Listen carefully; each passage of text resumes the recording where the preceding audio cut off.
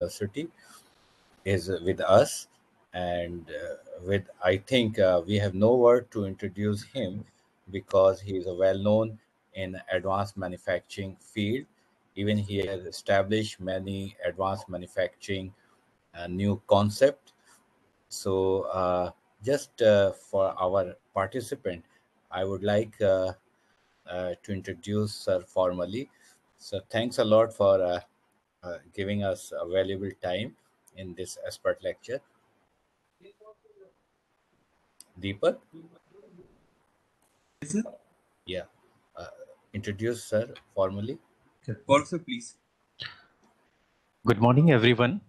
On behalf of the organizing committee for this FDP program, I, Gaurav Kumar, profoundly delighted to take an opportunity to introduce our next expert, Professor Pradeep Kumar. He is going to deliver his lecture on transformative manufacturing for sustainable development.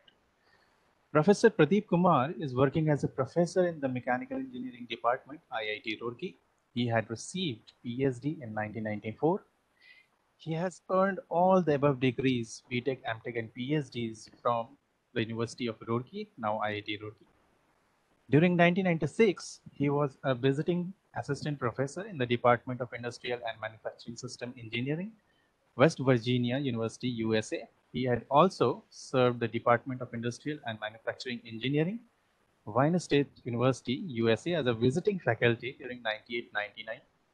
He had been a visiting professor in the Department of Industrial System Engineering at AIT Bangkok in the years 2010 and 2018.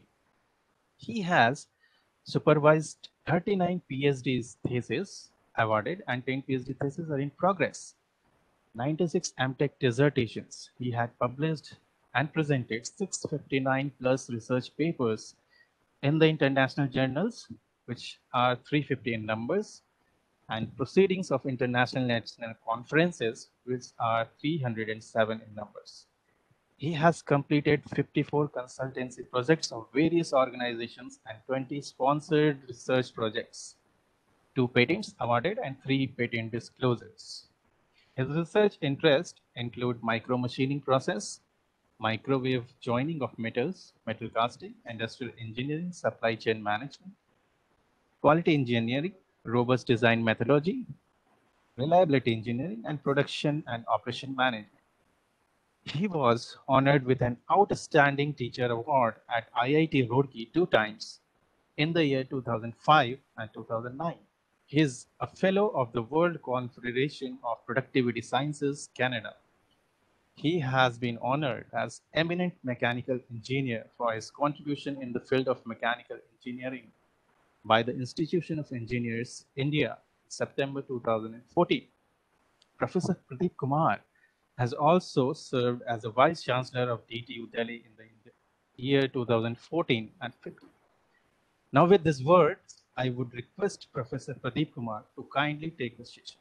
Thank you, sir. Yeah, thank you, Gaurav. I was expecting Deepak to be there, but I couldn't find him because I have something to say to him, but I will talk separately. Deepak Yes, is sir. here, sir. Yes, sir. I'm here. Sir. Good morning, sir. I'm here. Sir. देखो तो गोली मारूंगा किसी दिन. Yes.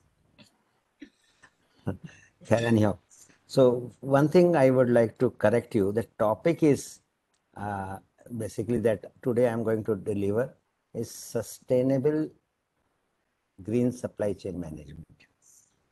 Okay, I had conveyed already to as Kasim. So basically the topic that I'm going to cover that takes into account the sustainability aspects, green supply chain management aspects, and its implementation in supply chain. I hope it's okay. Yeah, sir. It's wonderful. Okay. Can I stop my video because the bandwidth may not be a problem. Yeah. Later. Yes, sir. Okay. Yeah, thank you.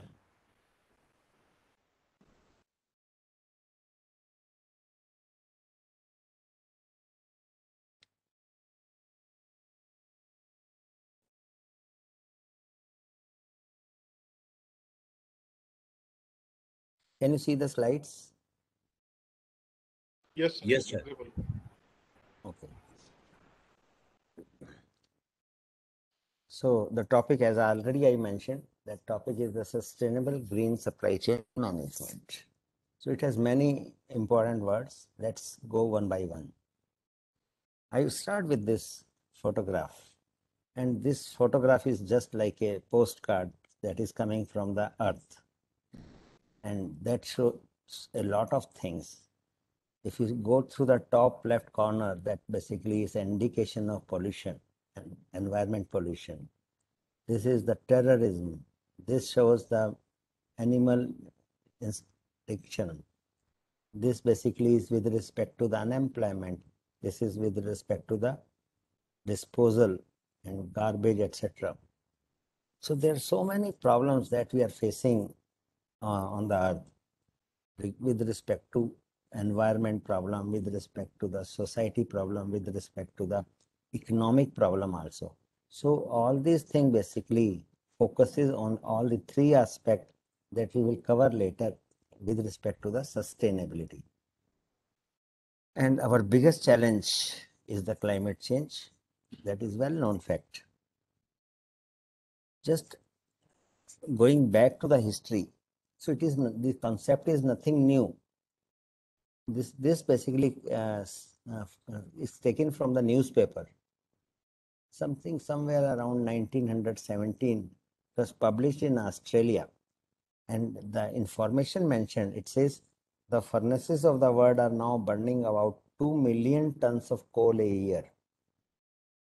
When this is burned, uniting with oxygen, it adds about 7 billion tons of CO2.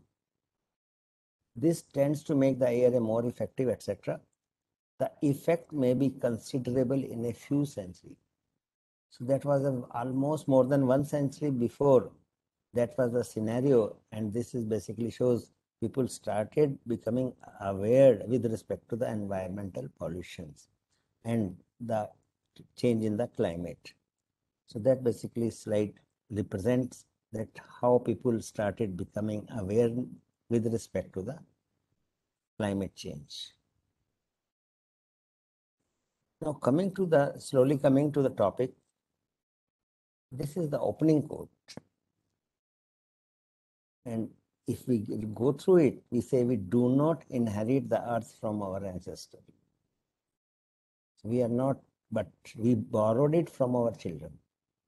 So the concept is this planet earth is not like that we have taken from our ancestor has provided us. Of course, they have provided us because they had in their mind that they had borrowed from us, and we consider it as we borrowed from our children.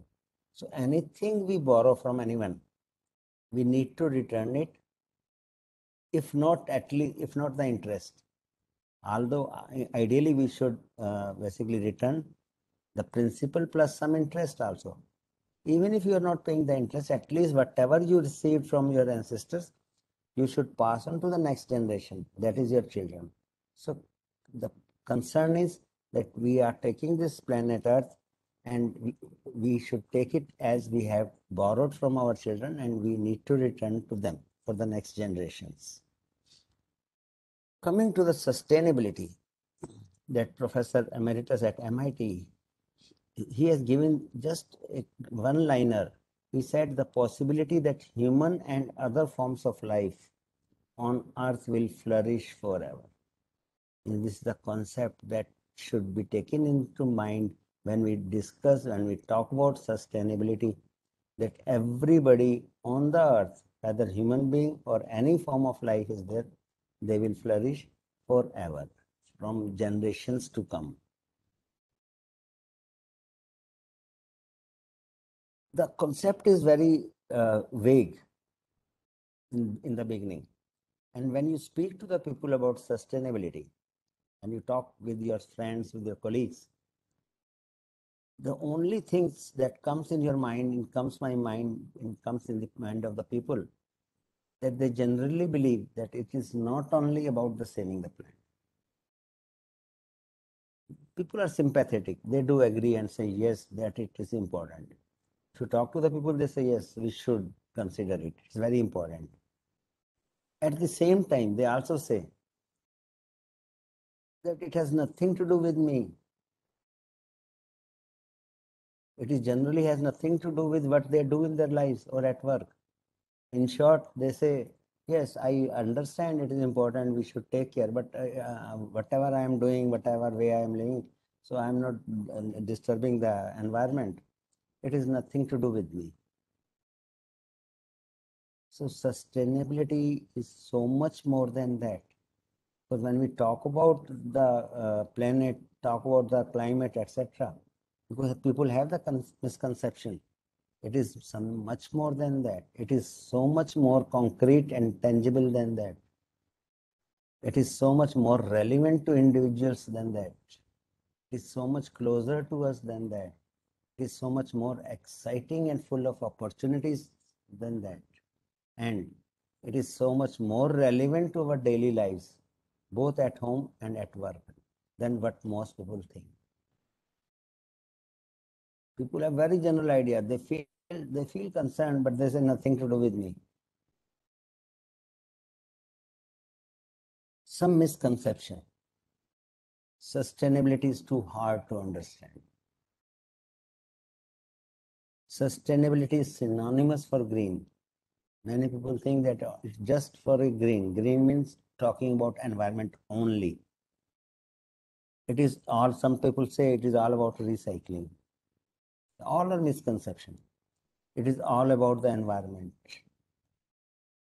Sustainability, some people say lowering our standard of living. You just don't enjoy the air conditioning, don't enjoy your life, live to the very minimum things. No, it is not like that. And some people say it is too expensive to talk about, to consider the sustainability. There are many other, many conceptions, misconceptions are there. And what else? So these are some of the misconceptions people have in their mind when they talk about sustainability. Question comes, sustainability, why we need the sustainability? You might just in the last week, there was a news, 100 people in somewhere in Uttarakhand, they were hugging the trees. We understand the basic thing in their mind is save the planet, save the trees. But if you just keep on hugging tree, that is not enough with respect to the sustainability. This is one concept, one point.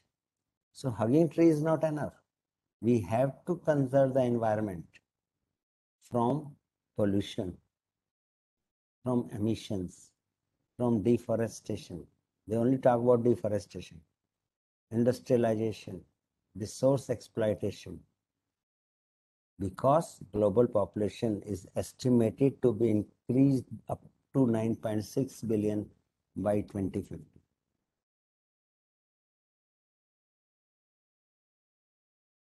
Why sustainability is a continuation, a word with limited, actually we are living in a world with limited carrying capacity. And certainly planetary boundaries are there. There are limits to growth. Everything is limited.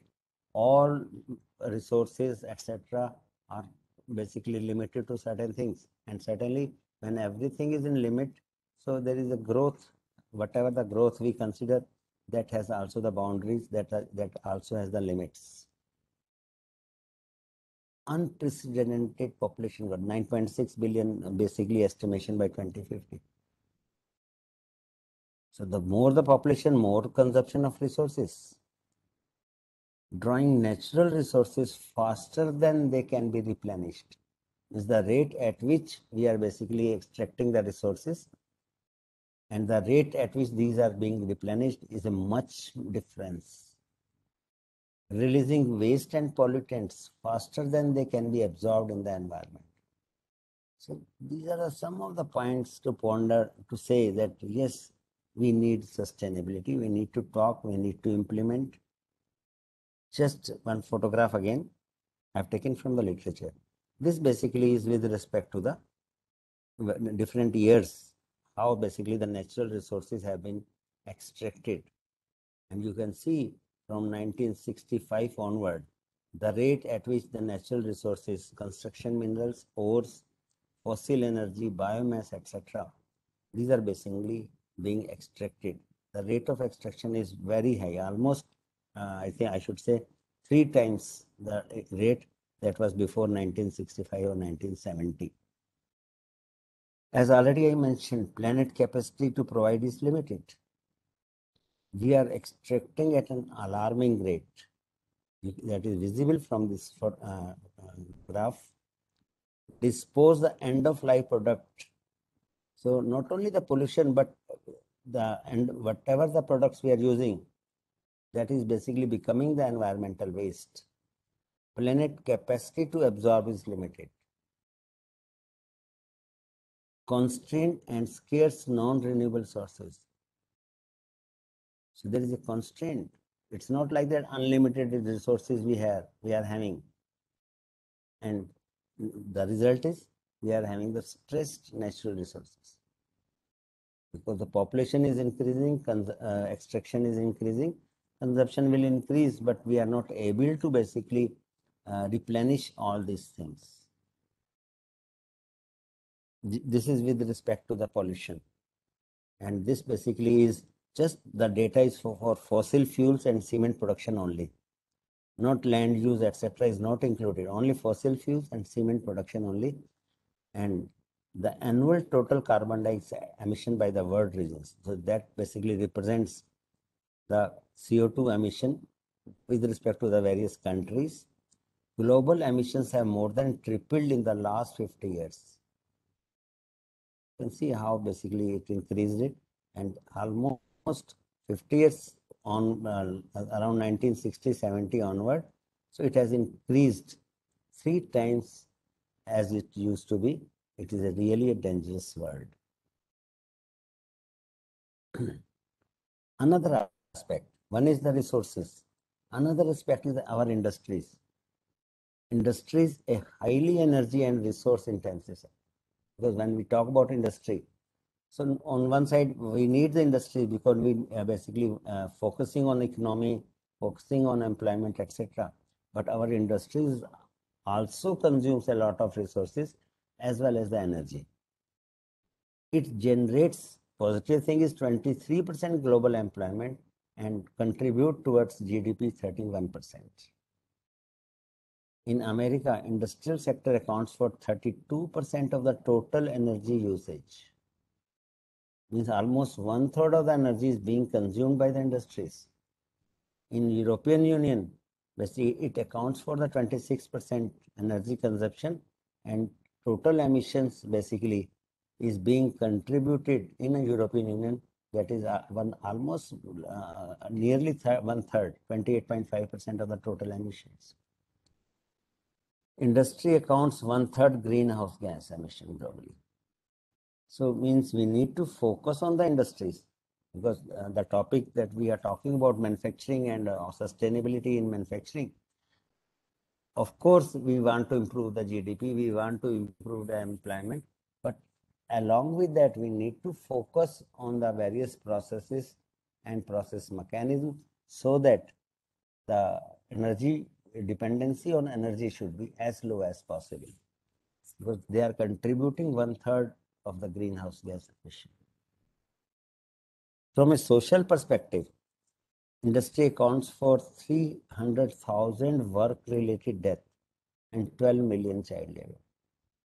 So economic we have to consider, we need to consider the environment, we need to consider the GDP also, we need to consider the society also, because on one side industries are required to improve the GDP, industries are required to improve the employment, fine. These are the society things and economic thing.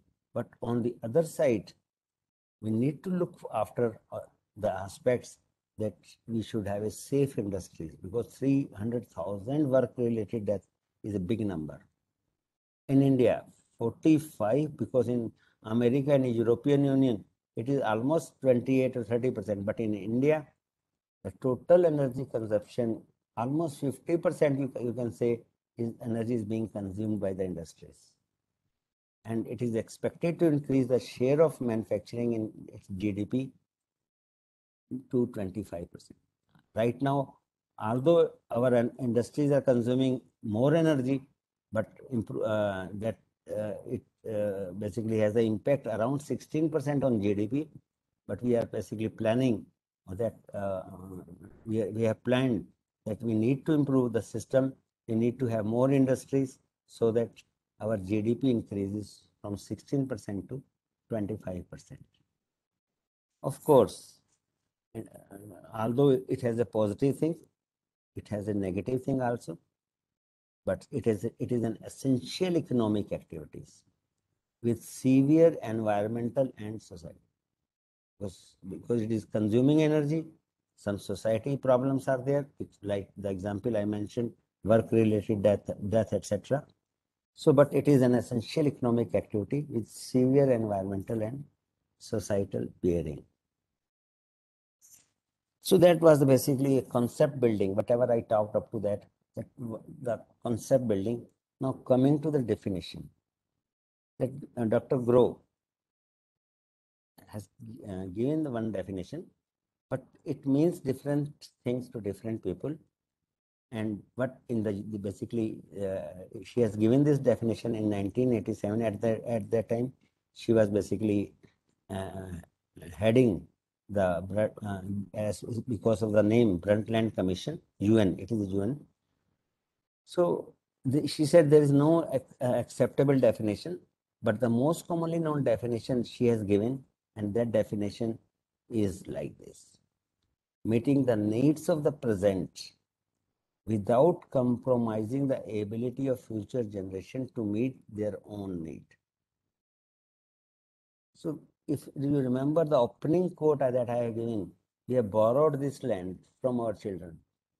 So the idea is certainly because we are here, we have to live on the planet, means we need to basically meet whatever our need, but we should be careful that we should not compromise it, because our future generation, our children has to use it for their own needs. So meeting the needs of the present without compromising the ability of future generation. That is how she defined it.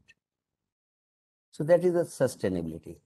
Now coming to the one word we have added, sustainability management. Now, the moment the word management is added, it basically comes the integrated aspects. And when we say sustainability management, it is defined as the integrated management of three things: economic parameters. When we say economic parameter, your GDP, etc., environmental parameters, and social factors, your basically employment, death, etc., in a way that create values for all these stakeholders. So now from this sustainability management, three aspects of the sustainability is clear: that there is one economic sustainability, another is the environmental sustainability, third is the social sustainability. So these are the three sustainability, these three terms that can be extracted from the sustainability management. That if somebody defines, say sustainability is only environment, no. Sustainability has the three important factors: economic as well as the societal sustainability. These are the 17 goals that has been provided by the United Nations. And what are the goals? No poverty. Just quickly I'm saying, no poverty, no hunger, good health, quality education, gender equality, clean water and sanitation. And you must be noticing that every country is focusing on all these goals. So this is a nationwide agenda of every country, that clean energy, good jobs and economic growth, innovation, reduced inequality, sustainability, responsible consumption, protect the planet, life before water, life on land, peace and justice, and 17 part is have the partnership for the goals within the countries. So these are the 17th goal that has been identified, and if you achieve all the goals, means you are addressing all the three issues of the sustainability, that is the economic, societal, and the environment. These sustainable development goals, the 17 that has been given, to end poverty, protect the planet, and ensure prosperity for all. So when we say end poverty means economic aspect. When we say protect the planet, environment aspect. And when we say ensure prosperity, that is the society. So all this basically the focus is to require transformative and solution-oriented research to offer.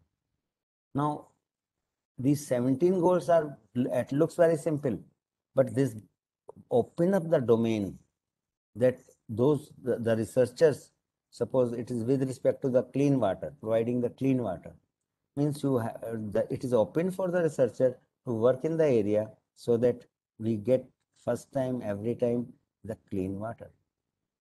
So lot of research in all the 17 domains, depending upon the one's expertise, that you can do. Now, reasons for already, because whenever we talk about why a company or why an industry should, or why I should pursue the sustainability, there must be some reason. And these reasons can be push type reason or a pull type reason. Because when it is a push type reason, say for example, if I want to establish an industry, my government says you will not get certificate unless you show us the proof of that you are looking after all the aspects of the sustainability. So that is the push types. Pull type is the customer says, okay, I will not buy your product unless you claim it is a green product. So these are the reasons. Some reasons are basically with respect to the you can say efficiency or economic aspect, increasing operational efficiency by reducing the waste, reducing the cost. So indirectly, these are the indirectly addressing the issues of the sustainability. It is a win-win situation. If you reduce the waste, if you reduce the cost, your efficiency is improving. So that basically those who in the manufacturing, they can understand the concept of lean manufacturing. This basically is a lean manufacturing concept. Respond to or reach to the new customer and increase competitive advantage. So when you are working, when you are pursuing the sustainability in your company, you can basically exploit this aspect, because when nowadays there is a global competition, and in global competition, your product and somebody else's product are exactly same or exactly similar. But when the moment you say, yes, I basically my product has been produced by using the all greening aspects. So that gives a one additional competitive advantage to you. One additional feature. So two products are there, one person, both similar product, but additional feature is that it is a green product. So that basically increases the competitive advantage and a competitive edge over your competitors. Protect and strengthen brand and reputation and build public trust. Because nowadays people are becoming aware that, okay, sustainability is important, and whether they are talking about environment, society, or etc. So it will basically give a goodwill, brand, and reputation value. People will start trusting your company. It builds long-term business viability and success. And finally, certainly, if you are basically pursuing the sustainability, you are responding to the regulatory constraints and opportunities. Because government bodies, they are regulatory bodies, they force you to show the proof that you are following all these points. Means you are just concerned about environment, you are concerned about pollution, you are concerned about society, etc. and etc. So these are the some of the reasons. And if you just look all these reasons, they are win-win reason. Yes, it is good for me if I can reduce the waste. My efficiency is improving, my profit will improve. If I am implementing it, not only my regulatory agencies or regulatory body are happy, but I am getting more market because I am getting a competitive edge over my competitor. I am getting the visibility, brand image has been improved. So all these are positive things with respect to the sustainability. These are the reasons. There may be some more reasons, various other reasons, but there are some prominent reasons for pursuing sustainability. Now, just I understand many experts might have given with respect to the sustainable manufacturing. Just few slides I will show you. This is basically the definition of the sustainable manufacturing. The creation of manufactured product and that use processes that minimizes negative environmental impacts, conserve energy and natural resources. That is one thing. Means whatever the processes you are using to produce the products, focus is that all your processes must minimize these three things. Plus, and they are safe for employees, communities and consumer. Means these are the societal points. Means not only you are talking about energy and environment and natural resources, you are basically concerned about the society and are economically sound, economic aspects. So that's how basically sustainable manufacturing definition is given by the US Department of Commerce, that you create the product, green products that basically minimizes the consumption of the resources, etc., etc., and good for society as well as economically sound. That is the very comprehensive definition of the sustainable manufacturing. And when we talk about sustainable manufacturing, because the traditional concept was we start from manufacturing, we just buy the raw material from supplier, we do some processing, we send to the customer, and we forget it. Just the traditional manufacturing was focusing only on the two aspects, manufacturing and use. But the holistic and total life cycle approach is slowly basically becoming popular, and there are hundreds of industries they are implementing this concept. This starts from the pre-manufacturing. They are concerned material extraction. When we say pre-manufacturing, means the raw material side. Manufacturing as usual, uses as usual, but post-uses has been added. Means when companies are just keeping an eye, keeping a track on the product, that okay, these products are there, the life is over. When the product has been retired, what should we do after that treatment and disposal? Sometimes people start reusing it. Maybe suppose a product has 10 components, 5 component has been spoiled, cannot be reused. So they remove the 5 component, that is for the disposal. 5 component basically that goes back to the company and they reuse it. So that basically is a holistic idea when we talk about sustainability. Because the traditional idea was only 2 points: do the manufacturing, send to the customer, customer will use it, and they are not concerned when the product is and the life of the product is over, the product has been retired, what is the post processing, etc. No. Now the companies give the full plan that how the material will come, what material we should basically use it, and whether it is the natural resources, whether it is another things. So they are concerned about pre-manufacturing as well as the post-use. This is the holistic and total life cycle approach with respect to the manufacturing. These are some of the elements of the sustainable manufacturing. Just environmental impact, because when we talk about sustainable manufacturing, so you should focus on environment. Functionality is very important because this is with respect to the customer expectation. All the manufacturability aspects you need to focus, because when we talk about manufacturability, means we are talking about minimization of the use of resources, environment and other things. Means green processes, we should focus on that. Then next one is the recyclability or remanufacturability, post-use, resource utilization and economy, and society.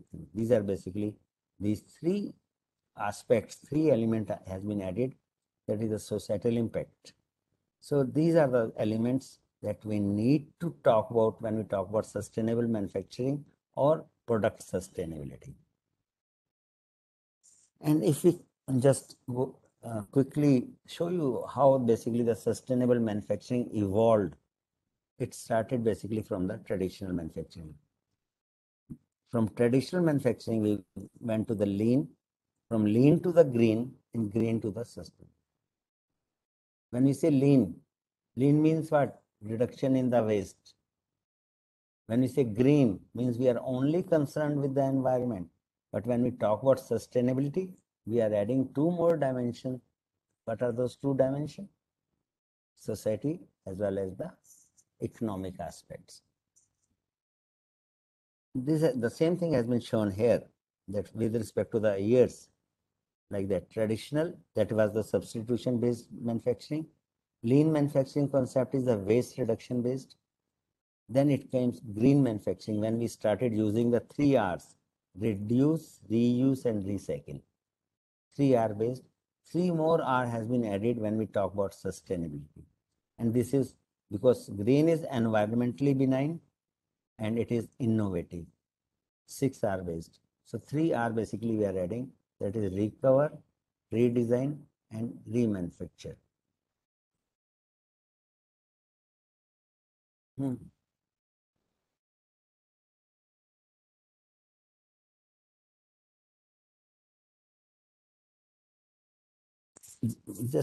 Just wait. Well,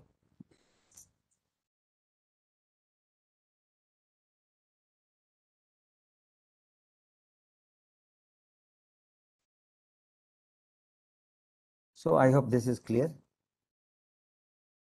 Then now the concept I have given to you, sustainability, misconception, all these concepts are there. I have given you the concept of sustainable manufacturing. Now coming to the topic. I'm not going to teach you what is supply chain management. Okay. Because if I start that, it is a very never ending lecture. I'm just focusing on the challenges in the supply chain management. One of the challenges is customer service, and it is always there, because what customer wants, they want the right product in the right quantity, in the right condition, at the right place, at the right time, at the right price. So that is almost every time customer wants the quality thing and all right. That is the you can say overall challenge of the supply chain for any industry. Then second comes the cost control. That basically depends on many factors. Influence of rising freight price, because when we talk about supply chain, logistic is a part of that. So as of now, I think in India, I was just going through a survey that the freight prices has increased from 12% to 18%, depending on the type of mode that you are, whether you are using the trucks or the ship or the aeroplane. So from last 1 year, the freight prices has increased from 12 to 18%. You need to talk about globalization. If you are not able to uh, provide the services to your customer, your competitor will do. So now the competitor is not the next door competitor.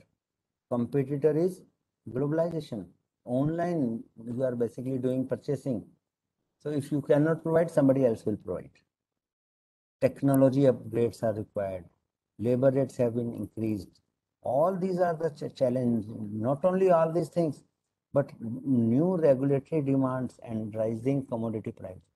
These new and new rules are coming, new and new agencies, regulatory agencies are providing the restrictions that if you suppose if you should have ISO 14,000 certificate, you should have ISO 18,000 certificate. Without that, we will not be able to do. And everything, every additional thing means your cost is increasing. So this is one of the challenge. Another challenge is risk planning and risk management. So many challenges are there. Response to the market change, influence of new product launches, global sourcing, new mergers and acquisitions, need to protect intellectual property. So many risks are also involved. Risk may be because of disasters, because of the natural risks are there. Sometimes terrorism is also there. So all these are the challenges with respect to the supply chain. Supplier partner relationship management, that is also needed. And more important, because now come with respect to our topic, one of the important factor is the green impact, environmental impact. Firm must review environmental impact of their supply chain activity, whatever the activities that are part of the supply chain. What are those activities? Use of virgin raw material and resources. We should reduce as far as possible the virgin raw material and resources. We should focus on energy consumption, or our energy requirement should be reduced. Waste, we should focus on our waste generation. These are basically some of the points. Firm must pay attention to environmental impact across entire value chain. Not only within my company, I should look what logistics is being used by the supplier. Nowadays, company are when they go for the bidding, they say that out of the 3 supplier, when they put the quotations, terms and conditions in the quotations or bidding process, they mentioned that we will consider the bid of only those suppliers that give us the proof of green processes. So that's what it says. That entire value chain, that value chain includes the supplier on the first side. Your company is okay. Then you are focusing distributors, logistics service providers, your partners, customers, all these things basically. Not only you need to look on environment, but you need to basically look across the supply chain. Then only you can say, yes, we are green in totality. So that these are some of the challenges, important challenges. Green. Why I am giving more focus, because our topic is further is related with that.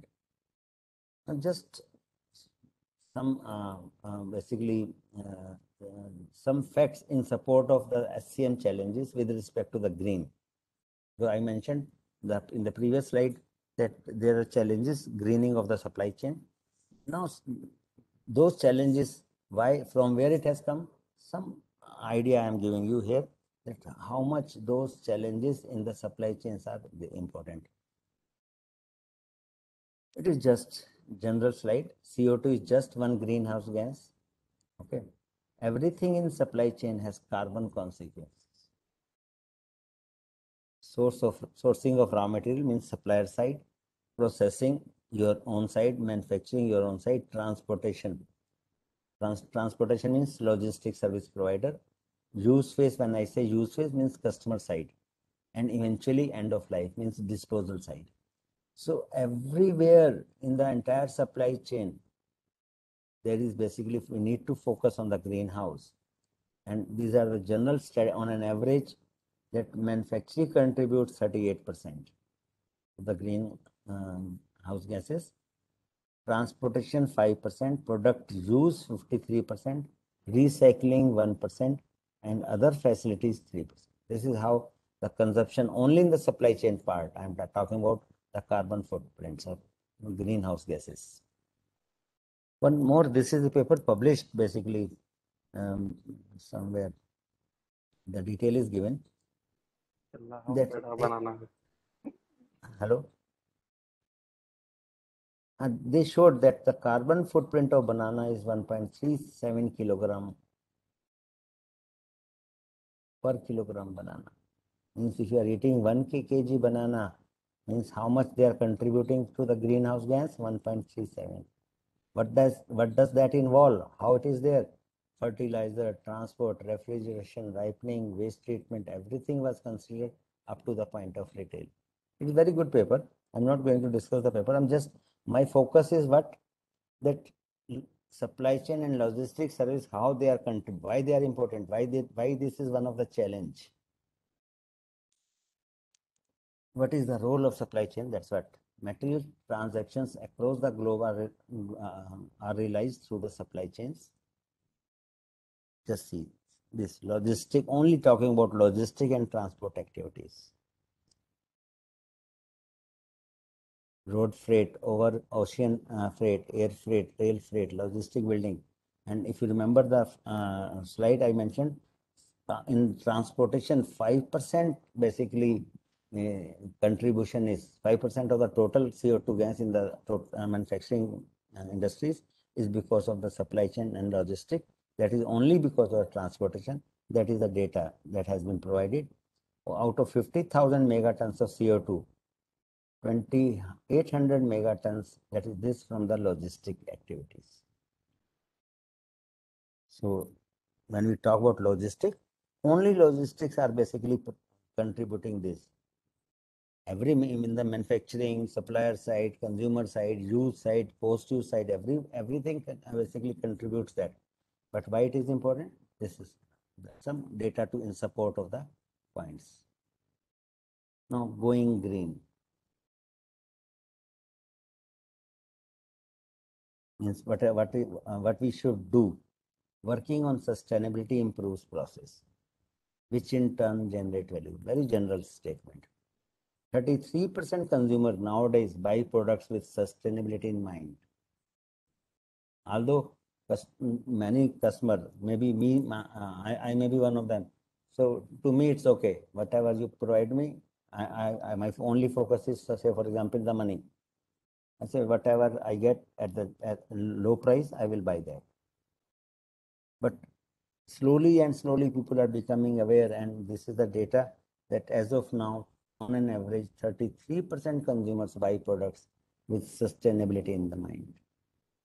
Given equal prices, means everything same, 85% consumers likely to buy from a company with the reputation of sustainability. 60% Fortune 500 companies have set environmental goals. Some of the examples, commercial firms have had early success using green SCM principle, like Texas Instrument. They save $8 million every year by reducing the packaging, its transit packaging budget for its semiconductor business. How?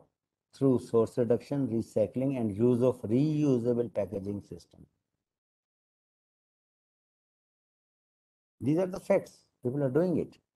Commonwealth Edison produced $50 million in financial benefits from managing materials and equipment with the life cycle management. When we say life cycle management approach, means we are focusing on the post-use and reuse, you can say.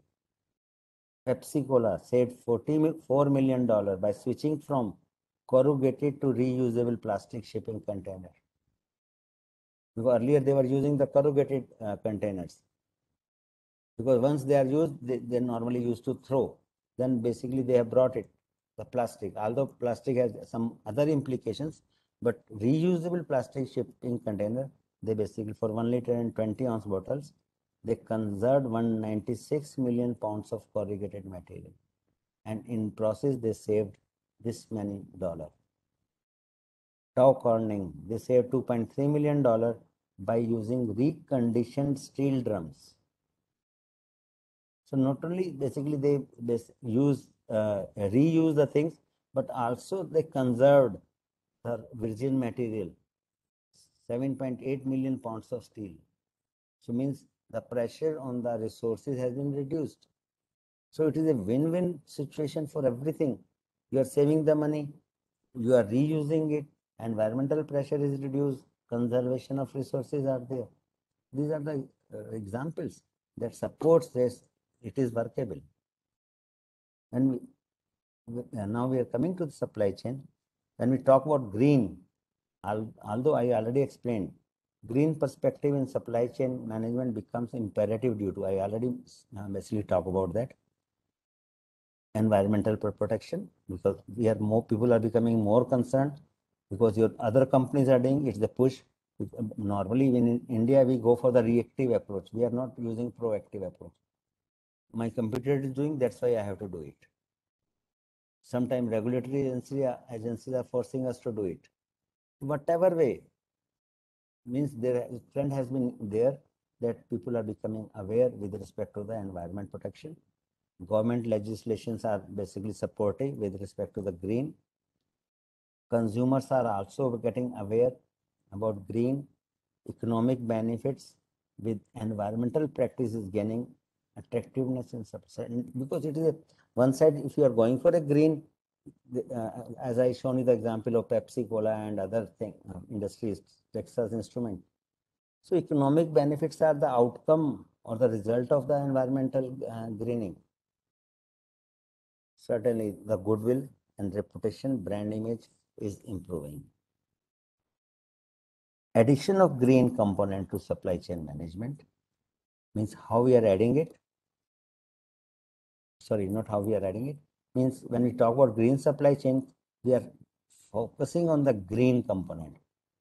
Monitoring and improving performance in the supply chain during product life cycle. I will come to that. Reduce energy and decrease that already we talked about. Waste generation we talked about. Product recovery options means reuse, all we talk about.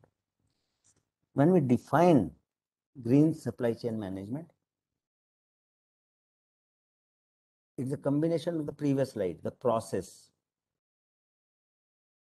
We are basically focusing on the process that uses environmental friendly input. When we say environmental friendly input means what? So many points. Means one is that we should design the system, we should go for the innovation, whether it is a process innovation or the raw material consumption innovation, that we should reduce our dependency on the virgin raw materials and transforming these inputs to output, these are mentioned, and that can be reclaimed and reused. Means you focusing on the design, that the raw material that you are going to use must utilize as minimum as possible the virgin material. And when you do the processing, your processing should be green. Processing should be green means it should create less wastage, it should create less environment pollutants. And when the product basically retires, you should design in such a way that either some of the components can be reused, means modular aspects. Say for one of the example is the modular aspects that can be easily reclaimed and reused at the end of their life cycle, thus creating a sustainable supply. So when we say sustainable or green supply chain, means we are focusing on the raw material input, focusing on the processes, and focusing on the use and reuse. Just if you compare the activities of supply chain and green supply chain, so this is a very traditional supply chain. We do the planning, procurement, manufacturing, logistic, and use. Here we talk green in all the aspects. That when we are planning, everything is green. Planning, procurement, manufacturing, same. But logistics is also same. Use and reuse. Earlier they only talk about use. Now we are saying use and reuse. Reverse logistic, waste management means planning or recycling approach. So basically two more things have been added. So not only these two more things has been added, but the entire thinking has been in the 5 steps have been changed, that by adding the green thing. Maybe in the terms of designing the product, green designing, say for example, then if you are going to purchase the material, green purchasing, then green manufacturing, green packaging, green shipment, etc. So why green? This already I talked about. Why basically we should go for the greening of the supply chain.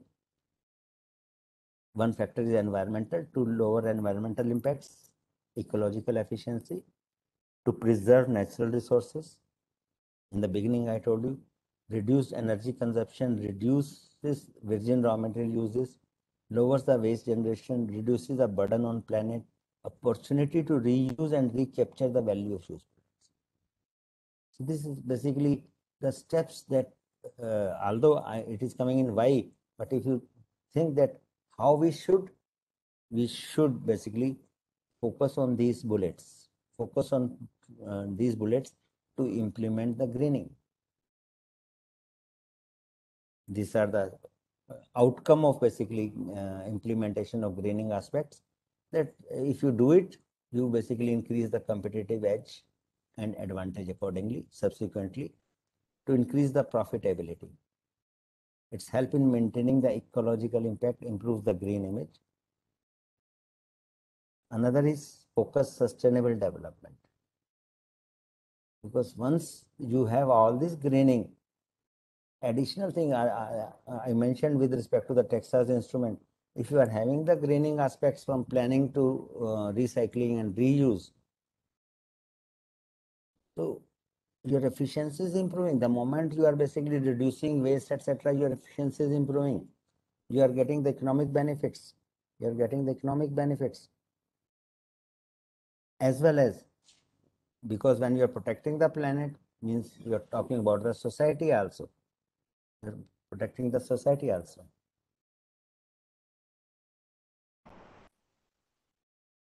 What drive organizations to adopt green supply chain?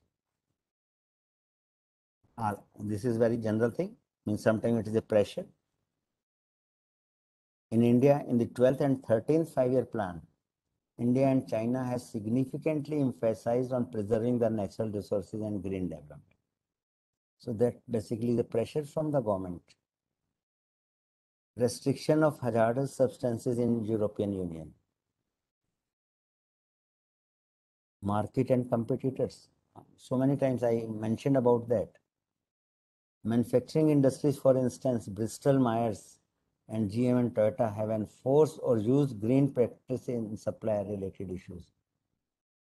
They basically force the suppliers that, okay, I am doing it, but because I am getting the raw material, I am getting the subcomponents, sub-assemblies from my supplier. So one of the terms and condition is you should show, you can basically submit your bid if you basically satisfies this terms and condition. What is the terms and condition? You should need to provide the proof of implementing all these aspects. Initiatives or retail giants such as McDonald's and Walmart are worth expressing, since they too are now performing to use eco-friendly materials.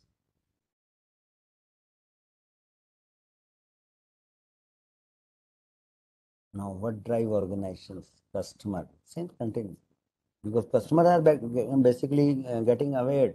They demand, yes, we want the product that should be environmental friendly. Sometimes organization factors already mentioned, to achieve the competitive edge, to improve the market share, customer loyalty, ecological considerations, sustainable development. So all these aspects are basically why we need. So the concept is now clear, but that sustainability is important.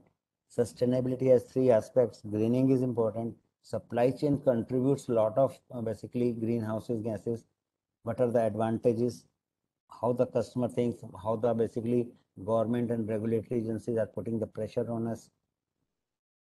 Coming to the implementation aspect. Green can be implemented at various stages. All these stages, right from the design to the reuse, reuse and disposal. Procurement. Use of eco-friendly material. Supplier commitment, means terms and condition, that I will buy the things from the supplier that has the proof. Use of secondary material, means reusing of the things. So in procurement, we can implement it. During the manufacturing processes and operations also. Emphasis on environmental focused design, means designing of the, means right at the design stage, when you're designing the product, when you are giving the bill of material, and you are talking about the manufacturing processes, which process basically various components will use, we can focus on that. Green method, green operation, waste reduction, means all the lean aspects plus the green aspects we can implement.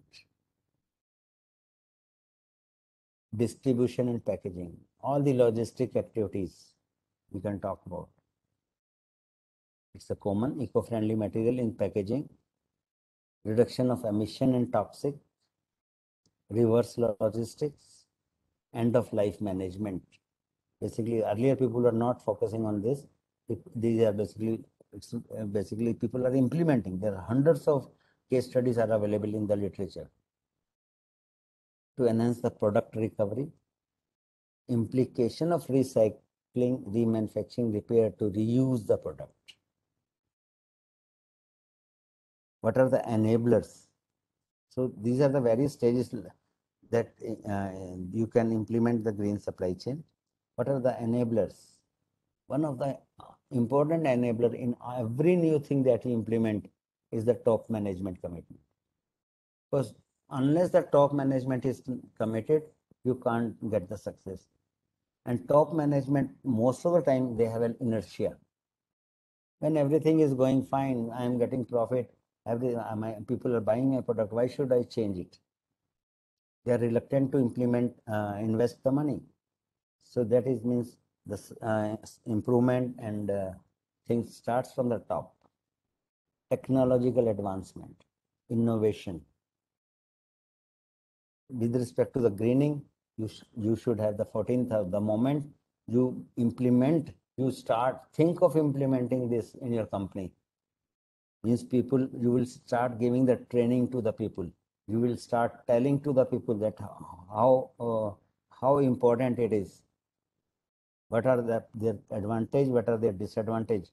So that basically, the moment people in your company start becoming aware, means it is a good situation. Procurement during the purchasing, supplier involvement and collaboration, government support and regulations, customer awareness. So basically all these are means these are the enablers to get the successful implementation of the greening. Of course, some barriers are already there. Poor marketing and low demand of green product. Because you need to highlight, I have one product, my competitor has one product. My product has additional feature of greening, but I'm just selling the things and I'm not highlighting it. So if I have something good, I should market it. So when I go for the advertising, I should say, apart from everything is same or similar. My product has additional advantage that it is a green product. So that basically is there. Lack of attention to green product. People are still not aware. People are still not really not aware. Lack of collaboration among supply chain partners. Because early, still many companies, they think suppliers are a separate entity. Customers are the separate entity. Although the concept of SRM and CRM is in place, supplier relationship management and customer relationship management is there. So supplier and your customer are part of the family and you need to collaborate with them. Lack of producer's responsibility. Yes, very common. Less government means government also not motivating the people. Unskilled workforce and poor organizational culture. Means training, means the lack of training. Workforce is there. Whatever the job they are doing it. Unskilled basically here means that they do not appreciate the concept of this. They don't have the idea. They don't know what advantage and disadvantage is there, how it can help them. So these are some of the barriers in the implementation of green supply chain. Some success story. Cisco, technology for good. Cisco is going green, changing the way Cisco products work through. Sustainable product. I mentioned you that important step when you go for implementation of the sustainability is the design stage. So when you're designing it, you should incorporate all the aspects right at the design stage. And that's what Cisco has done it. So in the designing, commitment to the standards, product efficiency, non-toxic inputs. This is FedEx. FedEx plans to convert forest waste to biofuel, and they added 329 hybrid truck to its fleet. Uses 70% recycled fibers for packaging, replacing old aircraft carriers with new ones to cut fuel consumption by 47%. This is how basically people are adding to the moving towards the greening. Like PepsiCo rPET recycled bottle, committed to 100% rPET bottles in 9 European countries, 100% usage across the globe by 2030, resulting in 40% less emission per bottle. Many big companies like Levi and Nike have joined IP Green Supply Chain Map program because it is in the China. They basically have developed a software and they basically collect the real-time data, an online tool providing real-time data for emissions and waste water discharge of 15,000 facilities across China and the supervision record of additional 50,000 facilities. So they have developed the map, sorry, they have developed the tool, online tool, and that basically maps all these establishments and online data, means because industries are continuously doing all these things, and this is just a snapshot of that software, and this is how basically they say the class 1, class 2, class 3, like that, means the darker it is, poor it is, black and smelly waters, like that. So various classes they have been mentioned. So that is basically for our, this is just for the water. That software tools tells about air, weather, and all these things. And this is a screenshot of map tool showing water quality from industry, means the outlet of the water. So this is the online tool, and they basically in China, they basically you can say regularly monitoring which companies are doing good, which companies are not. So they basically start focusing on those companies where basically they are basically going in the higher classes. Then after going all through this, it seems that recycling is the answer. It seems that recycling is one of the answer to all these queries, all these points that we discussed.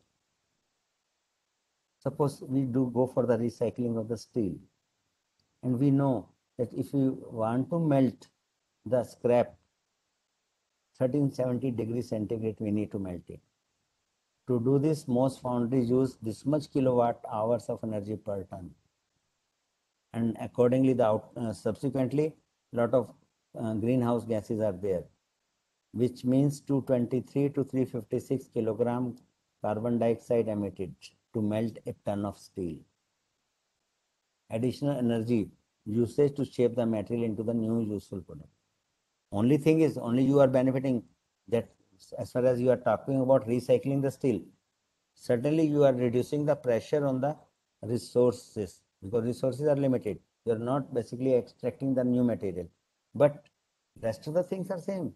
You are melting it, making use all these things, all carbon dioxide, etc. is being produced. So recycling is not the full solution. You should focus on reuse. What if you could reuse component instead of just melting them down? Maybe some of the component, maybe in some case all of the components, in some case some of the components you can reuse it. Can you promote reuse?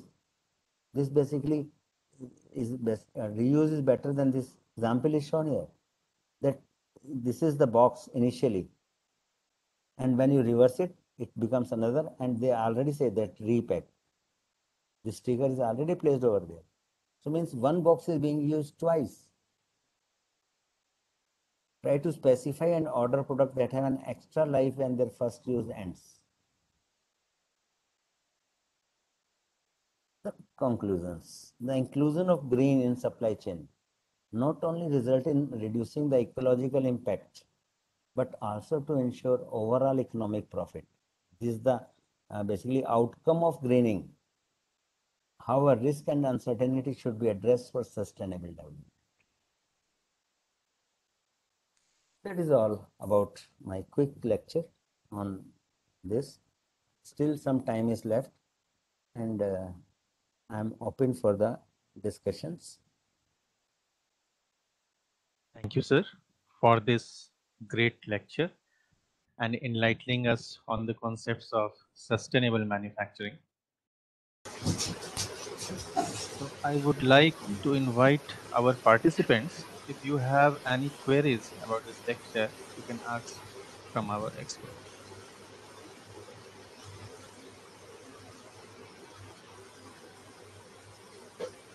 If any queries from the participant side, you can ask from our expert, please.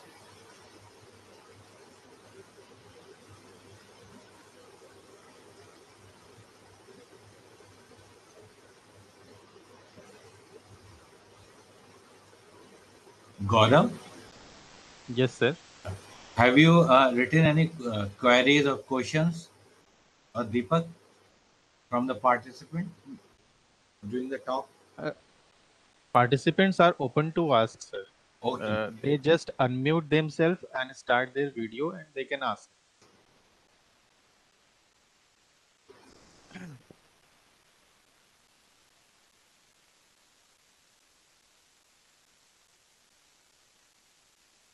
Okay. So, sir, I think uh,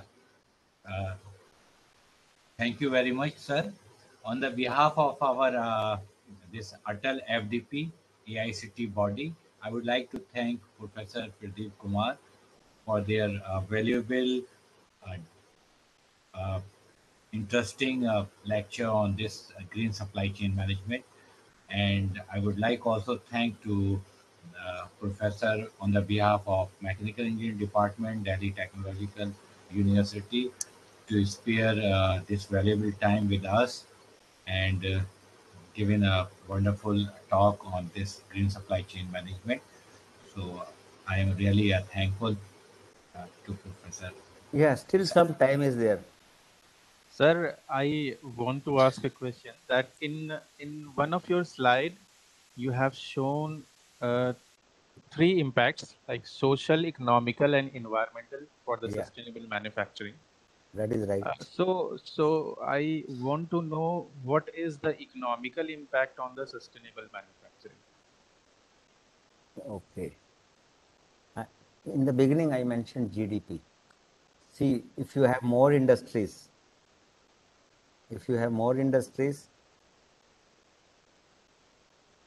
your so many, not only economic but social also. The more industry means more employment, right? More liquidity of the money, more money is going into the market. And when you are having more industries, more employment, more money is coming, your GDP will improve. The moment employability is improved, people, money is in the pocket of the people, your GDP improves. This is the outcome of greening.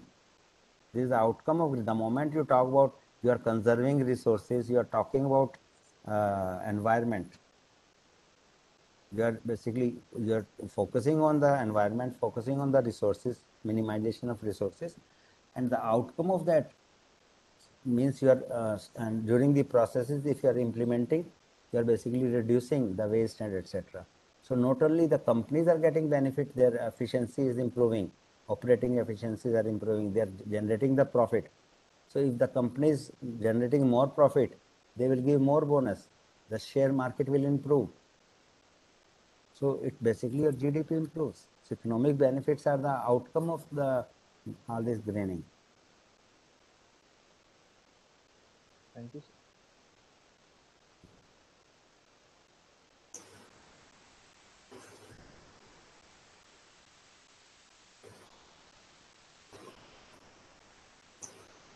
Okay. So if some people have still some questions, they can write to Professor Kasim, and Professor Kasim can forward those questions to me later also. Okay, sir. Sir, thank Great. you very much. Thank you. Thank you, sir. Thank you, sir. Thank you so much. Okay. I think this session ends here. So there will be a lunch time till 2:30. So we will meet again at 2:30. Our next expert will be Dr. Zafar Abdi from Aligarh Muslim University. So be ready at 2:30. Thank you. I'm all right. This lecture is about mindness, Yes, mindfulness, and happiness. It is actually the speaker, right? Dr. Jafar Abdi. He is from a community medicine of Medical College of Aligarh Muslim University.